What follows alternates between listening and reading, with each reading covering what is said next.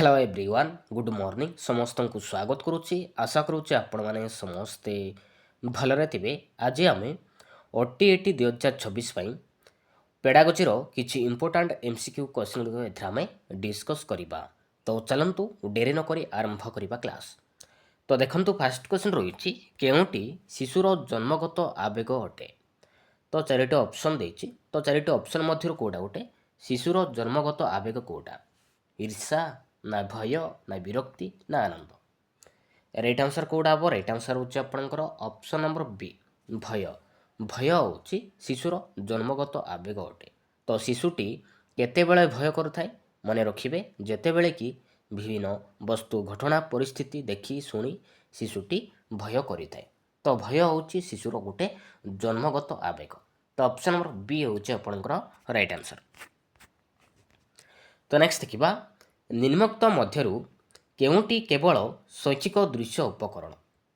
तो charity option देछि। तो चारिटी ऑप्शन मध्यरु कोडा गोटे शैक्षिक दृश्य उपकरण कोटा टेलीविजन ना चलचित्र ना नमूना ना टेप रेकर्डर। राइट आंसर कोडा हम। राइट आंसर हूँ आपंकर ऑप्शन नंबर सी नमूना। नमूना हूँ गोटे शैक्षिक दृश्य उपकरण। तो टेलीविजन चलचित्र ये दुईटे हूँ दृश्य श्राव्य उपकरण देखिपर शुणी पारिबा ताको हम कहवा दृश्य श्राव्य उपकरण। आउ टेप रेकर्डर केवल यहाँ शुणी पारिबा मन रखिए। तो ऑप्शन नंबर सी हूँ आपंकर राइट आंसर। तो नेक्स्ट देखा केउटी शिक्षार्थीर बौद्धिक गुणावलीर सूचक नुहे। कौटा गोटे शिक्षार्थीर बौद्धिक गुणावलीर सूचक कौटा नुहे स्मरण ना विस्मरण ना चिंतन ना पुनर्बलन। राइट आंसर कौटा हम। राइट आंसर हूँ आपंकर ऑप्शन नंबर डी पुनर्बलन। पुनर्बलन हूँ शिक्षार्थीर बौद्धिक गुणावलीर सूचक नुहे मन रखिए। तो ऑप्शन नंबर डी हूँ आपंकर राइट आंसर। तो नेक्स्ट देखा शिशु केउं माध्यम प्रथम शिक्षा लाभ करिଥାଏ। शिशु केउं माध्यम प्रथम शिक्षा लाभ करिଥାଏ पर्यवेक्षण माध्यम ना अनुकरण माध्यम ना अनुभूति माध्यम ना परीक्षण माध्यम केउं माध्यम शिशु प्रथम शिक्षा लाभ करिଥାଏ कोडा राइट आंसर। राइट आंसर हूँ आपंकर ऑप्शन नंबर बी अनुकरण माध्यम मन रखिए। तो अनुकरण अर्थ कौन मन रखिए अनुकरण अर्थ हूँ अन्य जनकर अभ्यास कार्यकलाप नकल करी निजे अन्य को प्रदर्शन करवा ताको हम कहवा अनुकरण बोली कहवा। तो शिशु अनुकरण माध्यम ही प्रथमे शिक्षा लाभ करिଥାଏ। तो ऑप्शन नंबर बी हूँ आपंकर राइट आंसर। तो नेक्स्ट देखा मनोवृत्ति हूँ एक निर्दिष्ट कार्यपाई प्रस्तुति अवस्था यह क्यों मनोविज्ञानी मत। मनोवृत्ति हूँ एक निर्दिष्ट कार्यपाई प्रस्तुति अवस्था यह क्यों मनोविज्ञानी मत वारेन ना अल्पोर्ट ना लिंडबर्ग ना बाल्दिन मन रखिए यहाँ हूँ वारेन को मत। तो ऑप्शन नंबर ए जो आपंकर राइट आंसर। तो नेक्स्ट देखा निम्नलिखित मध्यरु केउटी अप्रीतिकर आवेग। तो चारिटी ऑप्शन देछि। तो चारिटी ऑप्शन मध्यरु कोडा गोटे अप्रीतिकर आवेग कोटा भय ना अनुराग ना ईर्षा ना क्रोध। राइट आंसर कोडा हम। राइट आंसर हूँ आपंकर ऑप्शन नंबर बी हूँ आपंकर राइट आंसर अनुराग। अनुराग यहाँ हूँ गोटे अप्रीतिकर आवेग। तो अनुराग हो गला आनंद स्नेह ममता प्रेम यह सब हूँ अप्रीतिकर आवेग मन रखिए। तो भय ईर्षा क्रोध यह सब हूँ प्रीतिकर आवेग अटे। तो ऑप्शन नंबर बी हूँ आपंकर राइट आंसर। तो नेक्स्ट देखा तो नेक्स्ट क्वेश्चन रही केउटी पर्यवेक्षण प्रणाली सोपान नुहे। तो चारिटी ऑप्शन देछि। तो चारिटी ऑप्शन मध्य कोडा गोटे पर्यवेक्षण प्रणाली सोपान कोडा नुहे। ऑप्शन ए देछि तथ्य विश्लेषण ना प्रासंगिक तथ्य संग्रह ना फलाफल प्रयोग ना सिद्धांत निरूपण कोडा राइट आंसर। राइट आंसर हूँ आपंकर ऑप्शन नंबर सी फलाफल प्रयोग यहाँ किंतु पर्यवेक्षण प्रणाली सोपान नुहे। तो ऑप्शन नंबर सी हूँ आपंकर राइट आंसर। तो नेक्स्ट देखा केउटी विकासर मूलनीति विधि ठारू अलगा कौटा गोटे विकासर मूलनीति विधि ठारू अलगा अच्छी। ऑप्शन ए देछि विकास निर्दिष्ट दिगरे गति करे ना विकास वृत्तिगत निपुणता हठात हासिल करे ନା ବିକାଶ ଏକ ଧାରାବାହିକ ସ୍ୱତନ୍ତ୍ର ନା ବିକାଶ ଏକ ଧାରାବାହିକ ପ୍ରକ୍ରିୟା। କୋଉଟା ରାଇଟ୍ ଆନ୍ସର? ରାଇଟ୍ ଆନ୍ସର ହେଉଛି ଆପଣଙ୍କର ଅପସନ୍ ନମ୍ବର ବି ହେଉଛି ଆପଣଙ୍କର ରାଇଟ୍ ଆନ୍ସର। ବୃତ୍ତିଗତ ନିପୁଣତା ହଠାତ୍ ହାସଲ ଏଇଟା କିନ୍ତୁ ବିକାଶର ମୂଳନୀତି ବିଧି ଠାରୁ ଅଲଗା। ତ ଅପସନ୍ ନମ୍ବର ବି ହେଉଛି ଆପଣଙ୍କର ରାଇଟ୍ ଆନ୍ସର। ତ ନେକ୍ସଟ ଦେଖିବା କେଉଁ ନୀତିଟି ଅନ୍ତର୍ଦୃଷ୍ଟି ମତବାଦ ସହ ସମ୍ପୃକ୍ତ ନୁହେଁ? କେଉଁ ନୀତିଟି ଅନ୍ତର୍ଦୃଷ୍ଟି ମତବାଦ ସହ ସମ୍ପର୍କ ନୁହେଁ? ସାନ୍ନିଧ୍ୟ ନୀତି ନା ଅନ୍ତର୍ଭୁକ୍ତ ନୀତି ନା ସମ୍ପୂର୍ଣ୍ଣତା ନୀତି ନା ଫଳାଫଳ ନୀତି? କୋଉଟା ନୁହେଁ? ରାଇଟ୍ ଆନ୍ସର ହେଉଛି ଆପଣଙ୍କର ଅପସନ୍ ନମ୍ବର ଡି ଫଳାଫଳ ନୀତି। ଏଇଟା କିନ୍ତୁ ଅନ୍ତର୍ଦୃଷ୍ଟି ମତବାଦ ସହ ସମ୍ପୃକ୍ତ ନୁହେଁ। ତ ଅପସନ୍ ନମ୍ବର ଡି ହେଉଛି ଆପଣଙ୍କର ରାଇଟ୍ ଆନ୍ସର। ତ ନେକ୍ସଟ ଦେଖିବା କେଉଁଟି ଶିକ୍ଷଣର ସ୍ୱରୂପ ନୁହେଁ? କୋଉଟା ଗୋଟେ ଶିକ୍ଷଣର ସ୍ୱରୂପ କୋଉଟା ନୁହେଁ? ଅପସନ୍ ଏରେ ଦେଇଛି ଏକ ଜୀବନବ୍ୟାପୀ ପ୍ରକ୍ରିୟା ନା ଉଦ୍ଦେଶ୍ୟପୂର୍ଣ୍ଣ କାର୍ଯ୍ୟ ନା ସକ୍ରିୟ ପ୍ରକ୍ରିୟା ନା ପ୍ରତ୍ୟକ୍ଷ ଦୃଷ୍ଟ। କୋଉଟା ଗୋଟେ ଶିକ୍ଷଣର ସ୍ୱରୂପ ନୁହେଁ? କୋଉଟା ରାଇଟ୍ ଆନ୍ସର? ରାଇଟ୍ ଆନ୍ସର ହେଉଛି ଆପଣଙ୍କର ଅପସନ୍ ନମ୍ବର ଡି ହେଉଛି ଆପଣଙ୍କର ରାଇଟ୍ ଆନ୍ସର। ପ୍ରତ୍ୟକ୍ଷ ଦୃଷ୍ଟ ଏଇଟା କିନ୍ତୁ ଶିକ୍ଷଣର ସ୍ୱରୂପ ନୁହେଁ। ତ ନେକ୍ସଟ ଦେଖିବା ତ ନେକ୍ସଟ କ୍ୱେଶ୍ଚନ୍ ରହିଛି କେଉଁ ସମାପନମୂଳକ ପ୍ରଶ୍ନର ନିୟମ ନୁହେଁ? କୋଉଟା ଗୋଟେ ସମାପନମୂଳକ ପ୍ରଶ୍ନର ନିୟମ କୋଉଟା ନୁହେଁ? ଅପସନ୍ ଏରେ ଦେଇଛି ପରୀକ୍ଷକ ପରୀକ୍ଷାର୍ଥୀଙ୍କ ଠାରୁ କ'ଣ ଚାହୁଁଛନ୍ତି ସ୍ପଷ୍ଟ ହେବ ନା ପ୍ରଶ୍ନରେ ପ୍ରଦତ୍ତ ଶୂନ୍ୟ ସ୍ଥାନ ସର୍ବଦା ସମାନ ହେବ ନା ଏପରି ପ୍ରଶ୍ନ ଶିକ୍ଷକମାନେ ସହଜରେ ପ୍ରସ୍ତୁତ କରିପାରନ୍ତି ନାହିଁ। ଡି ଦେଇଛି ଅନିର୍ଦ୍ଦିଷ୍ଟ ଅର୍ଥ ପ୍ରକାଶ କରୁଥିବା ବାକ୍ୟ ବ୍ୟବହୃତ ହେବ ନାହିଁ। କୋଉଟା ଗୋଟେ ସମାପନମୂଳକ ପ୍ରଶ୍ନର ନିୟମ କୋଉଟା ନୁହେଁ? କୋଉଟା ରାଇଟ୍ ଆନ୍ସର? ରାଇଟ୍ ଆନ୍ସର ହେଉଛି ଆପଣଙ୍କର ଅପସନ୍ ନମ୍ବର ସି ଏପରି ପ୍ରଶ୍ନ ଶିକ୍ଷକମାନେ ସହଜରେ ପ୍ରସ୍ତୁତ କରିପାରନ୍ତି ନାହିଁ। ଏଇଟା କିନ୍ତୁ ସମାପନମୂଳକ ପ୍ରଶ୍ନର ନିୟମ ନୁହେଁ। ତ ଅପସନ୍ ନମ୍ବର ସି ହେଉଛି ଆପଣଙ୍କର ରାଇଟ୍ ଆନ୍ସର। ତ ନେକ୍ସଟ ଦେଖିବା କେଉଁ ମୂଲ୍ୟାୟନ ଦ୍ୱାରା ଶିକ୍ଷାର୍ଥୀର ବୌଦ୍ଧିକ ଓ ଅନ୍ୟାନ୍ୟ ବୌଦ୍ଧିକ କ୍ଷେତ୍ରରେ ଶିକ୍ଷାର୍ଥୀର ସ୍ଥିତି ଆକଳନ କରାଯାଏ? କେଉଁ ମୂଲ୍ୟାୟନ ଦ୍ୱାରା ଶିକ୍ଷାର୍ଥୀର ବୌଦ୍ଧିକ ଓ ଅନ୍ୟାନ୍ୟ ବୌଦ୍ଧିକ କ୍ଷେତ୍ରରେ ଶିକ୍ଷାର୍ଥୀର ସ୍ଥିତି ଆକଳନ କରାଯାଏ? ବ୍ୟବସ୍ଥାନ ନା ସାମଗ୍ରିକ ନା ସମାପ୍ତି ସୂଚକ ନା ନୈଦାନିକ? ତ ଏଇଟା ହେଉଛି ଆପଣଙ୍କର ସାମଗ୍ରିକ ମୂଲ୍ୟାୟନ ଦ୍ୱାରା ଶିକ୍ଷାର୍ଥୀର ବୌଦ୍ଧିକ ଓ ଅନ୍ୟାନ୍ୟ ବୌଦ୍ଧିକ କ୍ଷେତ୍ରରେ ଶିକ୍ଷାର୍ଥୀର ସ୍ଥିତି ଆକଳନ କରାଯାଏ। ତ ଅପସନ୍ ନମ୍ବର ବି ହେଉଛି ଆପଣଙ୍କର ରାଇଟ୍ ଆନ୍ସର। ତ ନେକ୍ସଟ ଦେଖିବା ଜଣେ ଲୋକର ପ୍ରକୃତ ବୟସ 50 ହେଲେ ତାର ବୁଦ୍ଧ୍ୟାଙ୍କ କେତେ ହେବ? ଜଣେ ଲୋକର ପ୍ରକୃତ ବୟସ 50 ହେଲେ ତାର ବୁଦ୍ଧ୍ୟାଙ୍କ କେତେ? 40 ନା 36 ନା 54 ନା 72? କେତେ ହେବ ମନେ ରଖିବେ? 36 ହେବ। ତ ଅପସନ୍ ନମ୍ବର ବି ହେଉଛି ଆପଣଙ୍କର ରାଇଟ୍ ଆନ୍ସର। ତ ନେକ୍ସଟ ଦେଖିବା ହରଲୋକଙ୍କ ମତରେ ଷଷ୍ଠ ଶ୍ରେଣୀରେ ପିଲାଟି ପଢ଼ିଲା ବେଳେ ସେ ପ୍ରାୟ କେତୋଟି ଶବ୍ଦ ଶିଖିଥାଏ? ହରଲୋକଙ୍କ ମତରେ ଷଷ୍ଠ ଶ୍ରେଣୀରେ ପିଲାଟି ପଢ଼ିଲା ବେଳେ ସେ ପ୍ରାୟ କେତୋଟି ଶବ୍ଦ ଶିଖିଥାଏ? କେତୋଟି ଶବ୍ଦ ଶିଖିଥାଏ ମନେ ରଖିବେ? 50,000 ଶବ୍ଦ ଶିଖିଥାଏ। ତ ଅପସନ୍ ନମ୍ବର ସି ହେଉଛି ଆପଣଙ୍କର ରାଇଟ୍ ଆନ୍ସର। ତ ନେକ୍ସଟ ଦେଖିବା ଜାଣିଶୁଣି ଜଣଙ୍କର କାର୍ଯ୍ୟକଳାପକୁ ଅବିକଳ ନକଲ କଲେ ତାକୁ କ'ଣ କୁହାଯାଏ? ଜାଣିଶୁଣି ଜଣଙ୍କର କାର୍ଯ୍ୟକଳାପକୁ ଅବିକଳ ନକଲ କଲେ ତାକୁ କ'ଣ କୁହାଯାଏ? ଅଜ୍ଞାତ ଅନୁକରଣ କହିବା ନା ଜ୍ଞାତ କହିବା ନା କ୍ରିୟାତ୍ମକ ନା ଅର୍ଥହୀନ କହିବା? କ'ଣ କୁହାଯାଏ? ତାକୁ ଆମେ କହିବା ଜ୍ଞାତ ଅନୁକରଣ ବୋଲି କହିବା। ଜାଣିଶୁଣି ଜଣଙ୍କର କାର୍ଯ୍ୟକଳାପକୁ ଅବିକଳ ନକଲେ କଲେ ତାକୁ ଆମେ କହିବା ଜ୍ଞାତ ଅନୁକରଣ ବୋଲି କହିବା। ତ ଅପସନ୍ ନମ୍ବର ବି ହେଉଛି ଆପଣଙ୍କର ରାଇଟ୍ ଆନ୍ସର। ତ ନେକ୍ସଟ ଦେଖିବା କେଉଁ ପ୍ରକାର ପ୍ରଶ୍ନର ମୂଲ୍ୟାୟନ ବେଳେ ବ୍ୟକ୍ତିନିଷ୍ଠତା ଦେଖାଯାଏ? କେଉଁ ପ୍ରକାର ପ୍ରଶ୍ନର ମୂଲ୍ୟାୟନ କଲାବେଳେ ବ୍ୟକ୍ତିନିଷ୍ଠତା ଦେଖାଯାଇଥାଏ? ସୀମିତ ଉତ୍ତରମୂଳକ ପ୍ରଶ୍ନ ନା ଦୀର୍ଘ ଉତ୍ତରମୂଳକ ପ୍ରଶ୍ନ ନା ବସ୍ତୁନିଷ୍ଠ ପ୍ରଶ୍ନ ନା ମୁକ୍ତ ଉତ୍ତରମୂଳକ ପ୍ରଶ୍ନ? ରାଇଟ୍ ଆନ୍ସର କୋଉଟା ହେବ? ରାଇଟ୍ ଆନ୍ସର ହେଉଛି ଆପଣଙ୍କର ଅପସନ୍ ନମ୍ବର ବି ଦୀର୍ଘ ଉତ୍ତରମୂଳକ ପ୍ରଶ୍ନର ମୂଲ୍ୟାୟନ କଲାବେଳେ ବ୍ୟକ୍ତିନିଷ୍ଠତା ପ୍ରାୟ ଦେଖାଯାଇଥାଏ। ତ ଅପସନ୍ ନମ୍ବର ବି ହେଉଛି ଆପଣଙ୍କର ରାଇଟ୍ ଆନ୍ସର। ତ ନେକ୍ସଟ ଦେଖିବା କେଉଁଟି ମନୋବିଜ୍ଞାନକୁ ଆଚରଣ ସମ୍ପର୍କୀୟ ବିଜ୍ଞାନ କରିବାର ଯୁକ୍ତି ନୁହେଁ? କୋଉଟା ଗୋଟେ ମନୋବିଜ୍ଞାନକୁ ଆଚରଣ ସମ୍ପର୍କୀୟ ବିଜ୍ଞାନ କରିବାର ଯୁକ୍ତି କୋଉଟା ନୁହେଁ? ଅପସନ୍ ଏରେ ଦେଇଛି ବିରକ୍ତି କାର୍ଯ୍ୟକଳାପ ନିଯୁକ୍ତି ନୁହେଁ ନା ବ୍ୟକ୍ତି କାର୍ଯ୍ୟ ଶାରୀରିକ ମାନସିକ ଆଚରଣକୁ ପର୍ଯ୍ୟବେକ୍ଷଣ ସ୍ୱପରୀକ୍ଷଣ ପଦ୍ଧତିରେ ଅନୁଧ୍ୟାନ ନା ମନ ଓ ଶରୀର ମଧ୍ୟରେ ପାରସ୍ପରିକ ସମ୍ପର୍କ ଥାଏ। କେଉଁଟା ହେବ ରାଇଟ୍ ଆନ୍ସର? ରାଇଟ୍ ଆନ୍ସର ହେଉଛି ଆପଣଙ୍କର ଅପସନ୍ ନମ୍ବର ଡି, ମନ ଓ ଶରୀର ମଧ୍ୟରେ ପାରସ୍ପରିକ ସମ୍ପର୍କ ଥାଏ। ଏଇଟା କିନ୍ତୁ ମନୋବିଜ୍ଞାନକୁ ଆଚରଣ ସମ୍ପର୍କୀୟ ବିଜ୍ଞାନ କରିବାର ଯୁକ୍ତି ନୁହେଁ। ତ ଅପସନ୍ ନମ୍ବର ଡି ହେଉଛି ଆପଣଙ୍କର ରାଇଟ୍ ଆନ୍ସର। ତ ନେକ୍ସଟ ଦେଖିବା, ଶିକ୍ଷଣକୁ ଦୃଢ଼ୀକରଣ କରିବା ପାଇଁ କେଉଁଟିର ଆବଶ୍ୟକତା ଅଛି? ଶିକ୍ଷଣକୁ ଦୃଢ଼ୀକରଣ କରିବା ପାଇଁ କେଉଁଟିର ଆବଶ୍ୟକତା? ଅଭ୍ୟାସୀକରଣ, ମନେ ପକାଇବା, ନା ତର୍ଜମା କରିବା, ନା ବିଶ୍ଳେଷଣ କରିବା? କେଉଁଟା ହେବ ରାଇଟ୍ ଆନ୍ସର? ରାଇଟ୍ ଆନ୍ସର ହେଉଛି ଆପଣଙ୍କର ଅପସନ୍ ନମ୍ବର ଏ, ଅଭ୍ୟାସୀକରଣ। ତ ଅପସନ୍ ନମ୍ବର ଏ ଯିବ ଆପଣଙ୍କର ରାଇଟ୍ ଆନ୍ସର। ତ ନେକ୍ସଟ ଦେଖିବା, କେଉଁ ଆବେଗ ଆଦ୍ୟ ବାଲ୍ୟାବସ୍ଥାରେ ଦେଖାଯାଏ ନାହିଁ?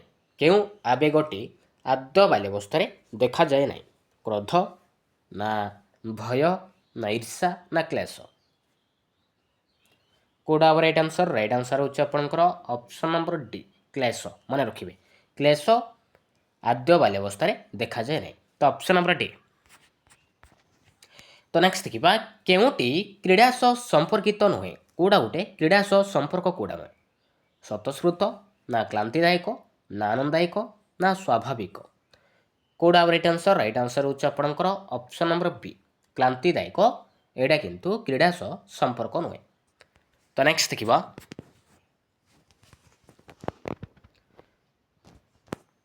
ତ ନେକ୍ସଟ କ୍ୱେଶ୍ଚନ ରହିଛି, ଜ୍ଞାନ, ଚିନ୍ତା, ସ୍ମରଣ, କଳ୍ପନା, ଭାଷା, ଶିକ୍ଷା ଇତ୍ୟାଦି ପ୍ରକ୍ରିୟାକୁ ବ୍ୟକ୍ତିର କେଉଁ ବିକାଶ କହିବା? ଜ୍ଞାନ, ଚିନ୍ତା, ସ୍ମରଣ, କଳ୍ପନା, ଭାଷା, ଶିକ୍ଷା ଇତ୍ୟାଦିକୁ ଆମେ କେଉଁ ବିକାଶ ବୋଲି କହିବା? ମାନସିକ, ନା ସାମାଜିକ, ନା ଶାରୀରିକ, ନା ଆବେଗିକ? ରାଇଟ୍ ଆନ୍ସର ହେଉଛି ଆପଣଙ୍କର ଅପସନ୍ ନମ୍ବର ଏ, ମାନସିକ ବିକାଶ ବୋଲି କହିବା। ତ ଅପସନ୍ ନମ୍ବର ଏ। ତ ନେକ୍ସଟ ଦେଖିବା, ତ ନେକ୍ସଟ କ୍ୱେଶ୍ଚନ ରହିଛି,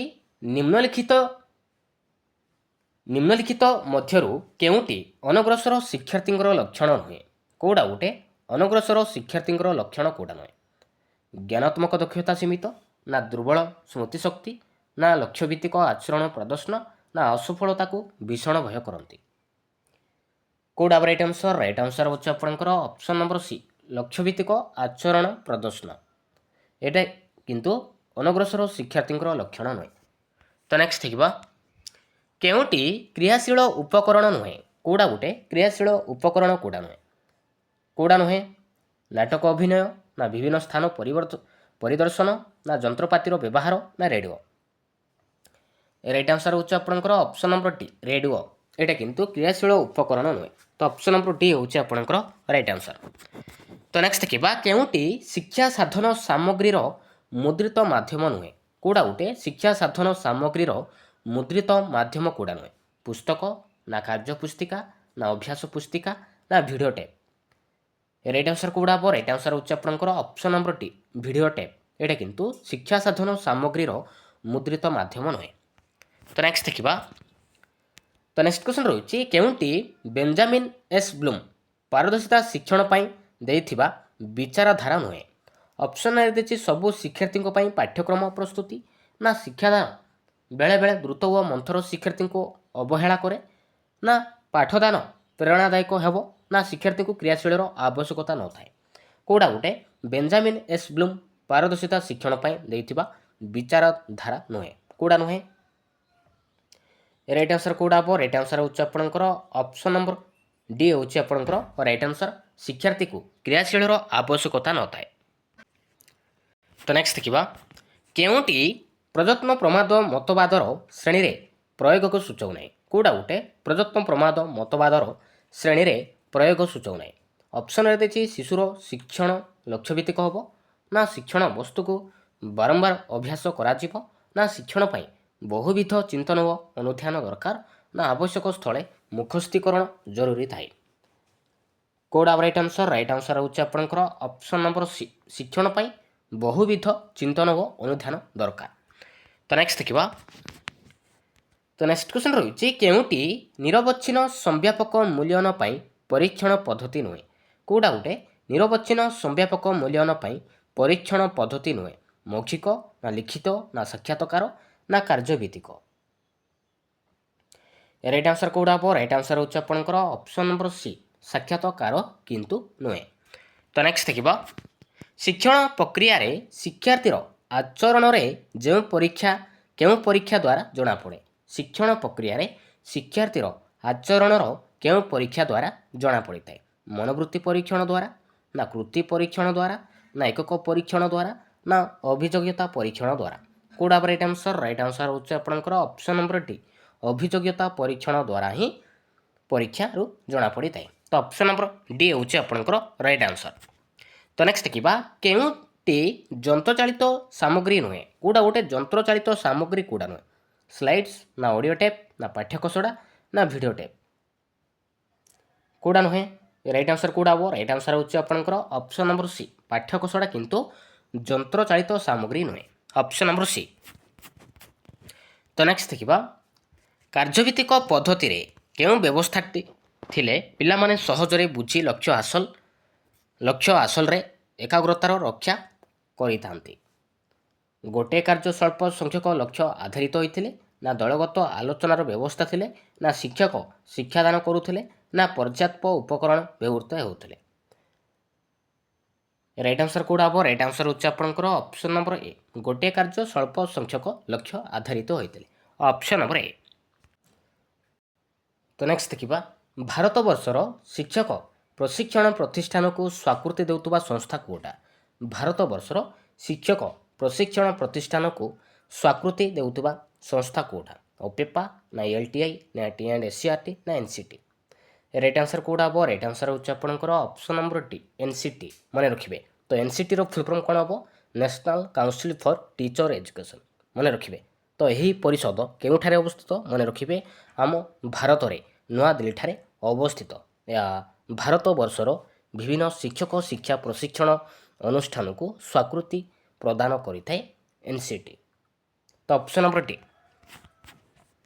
तो नेक्स्ट देखिबा शिशु शरीर परिमाणात्मक उन्नति को कौन कहुए शिशु शरीर परिमाणात्मक उन्नति को कौन कहुए ताको हम कहिबा शारीरिक अभिवृद्धि बोली कहिबा तो ऑप्शन नंबर बी होचे आपनकर राइट आंसर तो नेक्स्ट देखिबा जड़े शिक्षार्थी जेते थर भूल करछि सेते थर दंड पाइछि तेणु प्रश्न पचारिया पूर्व से भयभीत हेबो या केउं शिक्षण तत्व उपरे आधारित केउं तत्व उपरे आधारित मन रखिबे एटा होछि यांत्रिक अनुबंध तत्व उपरे आधारित तो ऑप्शन नंबर सी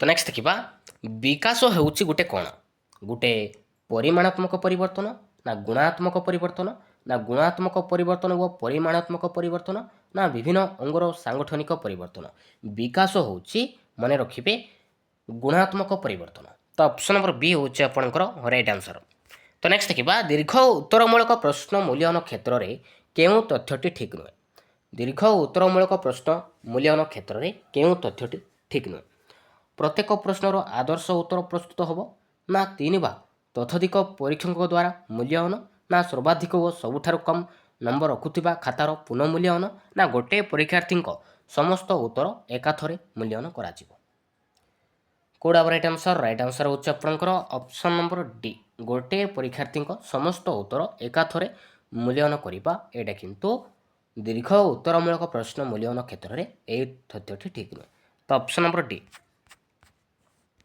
तो नेक्स्ट देखिबा गोटे श्रेणी आउ गोटे श्रेणी को उत्तीर्ण हेबापई केउं मूल्यांकन करिबा समाप्ति सूचक ना नैदानिक ना व्यवस्थान ना गठनमूलक मन रखिबे ताको हम कहिबा समाप्ति सूचक मूल्यांकन कहिबा मन रखिबे तो ऑप्शन नंबर ए समाप्ति सूचक मूल्यांकन करा जाय तो नेक्स्ट देखिबा 120 रु 140 बुद्धियांक थिबा पिलांकु किभଳି बुद्धिया कहिबा किभଳି बुद्धिया कुआ जाय मन रखिबे ताको हम कहिबा श्रेष्ठ बुद्धि बोली कहिबा 120 रु 140 ताको हम कहिबा श्रेष्ठ बुद्धि कहिबा आ असाधारण बुद्धि बुद्धियांक परिमाण हिजिबो 140 रु ताठारु अधिक ताको हम कहिबा असाधारण बुद्धि कहिबा आ साधारण बुद्धि बुद्धियांक परिमाण हिजिबो 90 रु 110 90 रु 110 को हम कहिबा साधारण बुद्धि कहिबा आ बेसी बुद्धि बुद्धियांक परिमाण हिजिबो 110 रु 120 मन रखिबे मोस्ट इंपोर्टेंट तो नेक्स्ट देखिबा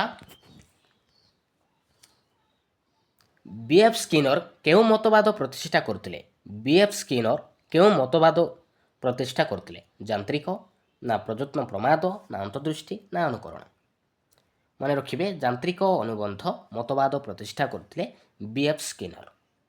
ମନେ ରଖିବେ ଆଉ ପ୍ରଯତ୍ନ ପ୍ରମାଦକୁ କିଏ ପ୍ରତିଷ୍ଠା କରୁଥିଲେ? ମନେ ରଖିବେ ଥର୍ନଡାଇକ୍। ଆଉ ଅନ୍ତର୍ଦୃଷ୍ଟିକୁ 4 ଜଣ ବ୍ୟକ୍ତି କହେଲର, କଫକା, ବୋୟର୍ଦିମାର, ଲୁଇନ୍, ଏହି 4 ଜଣ ବ୍ୟକ୍ତି ଅନ୍ତର୍ଦୃଷ୍ଟିକୁ ପ୍ରତିଷ୍ଠା କରିଥିଲେ। ତ ନେକ୍ସଟ ଦେଖିବା ଆଶା କରାଯାଉଥିବା ଶିକ୍ଷଣ ଫଳାଫଳକୁ କ'ଣ କୁହାଯାଏ? ଆଶା କରାଯାଉଥିବା ଶିକ୍ଷଣ ଫଳାଫଳକୁ କ'ଣ କୁହାଯାଏ? କ'ଣ କୁହାଯାଏ? ତାକୁ ଆମେ କହିବା ଶୈକ୍ଷିକ ଉଦ୍ଦେଶ୍ୟ ବୋଲି କହିବା। ତ ଅପସନ୍ ନମ୍ବର ପି। ତ ନେକ୍ସଟ ଦେଖିବା 5 ବର୍ଷ ବୟସ ବେଳକୁ ଶିଶୁ ପ୍ରାୟ କେତୋଟି ଶବ୍ଦ ଶିଖିଥାଏ? 5 ବର୍ଷ ବୟସ ବେଳକୁ ଶିଶୁ ପ୍ରାୟ କେତୋଟି ଶବ୍ଦ ଶିଖିଥାଏ? କେତୋଟି ଶବ୍ଦ ଶିଖିଥାଏ? କୋଉଟା ରାଇଟ୍ ଆନ୍ସର? ମନେ ରଖିବେ 2200 ଶବ୍ଦ ଶିଖିଥାଏ। Option number A. ତ ନେକ୍ସଟ ଦେଖିବା କେଉଁଟି ମନୋବିଜ୍ଞାନକୁ ମନ ସମ୍ପର୍କୀୟ ବିଜ୍ଞାନ ବୋଲି ଅଭିହିତ କରେ? କାହାକୁ ମନୋବିଜ୍ଞାନକୁ ମନ ସମ୍ପର୍କୀୟ ବିଜ୍ଞାନ ବୋଲି ଅଭିହିତ କରେ? ଆତ୍ମା ପରି ମନର ସ୍ଥିତି ନାହିଁ, ନା ବ୍ୟକ୍ତିର ଶାରୀରିକ ଦିଗ ବିଚାର୍ଯ୍ୟ ନୁହେଁ, ନା ମନକୁ ନିର୍ଭୁଲ ବ୍ୟାଖ୍ୟା କରି ହୁଏ ନାହିଁ, ନା ମନରେ ଧାରଣା ସୃଷ୍ଟିକୁ ବ୍ୟାଖ୍ୟା କରେ? କୋଉଟା ରାଇଟ୍ ଆନ୍ସର? ରାଇଟ୍ ଆନ୍ସର ହେଉଛି ଆପଣଙ୍କର ଅପସନ୍ ନମ୍ବର ଡି ହେଉଛି ଆପଣଙ୍କର ରାଇଟ୍ ଆନ୍ସର, ମନରେ ଧାରଣା ସୃଷ୍ଟିକୁ ବ୍ୟାଖ୍ୟା କରେ। ତ ନେକ୍ସଟ ଦେଖିବା କାହାକୁ ଆଭ୍ୟନ୍ତରୀଣ ଅଭିପ୍ରେରଣା ବୋଲି ବିବେଚନା କରାଯାଏ? କାହାକୁ ଆଭ୍ୟନ୍ତରୀଣ ଅଭିପ୍ରେରଣା ବୋଲି ବିବେଚନା କରାଯାଏ? କାହାକୁ? କୋଉଟା ରାଇଟ୍ ଆନ୍ସର? ରାଇଟ୍ ଆନ୍ସର ହେଉଛି ଆପଣଙ୍କର ଅପସନ୍ ନମ୍ବର ଡି କ୍ଷୁଧାକୁ। Option number D. ତ ନେକ୍ସଟ ଦେଖିବା ଜନ୍ମରୁ 2 ବର୍ଷ ପର୍ଯ୍ୟନ୍ତ ଅବସ୍ଥାକୁ କ'ଣ କୁହାଯାଏ? ଜନ୍ମରୁ 2 ବର୍ଷ ପର୍ଯ୍ୟନ୍ତ ଅବସ୍ଥାକୁ କ'ଣ କୁହାଯାଏ? କ'ଣ କୁହାଯାଏ? ତାକୁ ଆମେ କହିବା ଶୈଶବ ଅବସ୍ଥା ବୋଲି କହିବା। ଶୈଶବ ଅବସ୍ଥା କୁହାଯାଏ। ମନେ ରଖିବେ ଆଉ ଆଦ୍ୟ ବାଲ୍ୟ ଅବସ୍ଥାର ବୟସ ସୀମା କେତେ ହେବ? 2 ରୁ 6 ବର୍ଷକୁ ଆମେ କହିବା ଆଦ୍ୟ ବାଲ୍ୟ ଅବସ୍ଥା କହିବା, ଆଉ 6 ରୁ 12 ବର୍ଷକୁ ଆମେ କହିବା ପ୍ରାନ୍ତ ବାଲ୍ୟ ଅବସ୍ଥା କହିବା, ଆଉ 12 ରୁ 14 ବର୍ଷକୁ ଆମେ କହିବା ପ୍ରାକ୍ କୈଶୋର ଅବସ୍ଥା ବୋଲି କହିବା। ତ ନେକ୍ସଟ ଦେଖିବା ବ୍ୟକ୍ତିର ଆଚରଣ ଅଧ୍ୟୟନ ପାଇଁ ବ୍ୟବହୃତ କେଉଁ ପଦ୍ଧତିରେ 3ଟି ପରିବର୍ତ୍ତୀ ଦେଖାଯାଏ?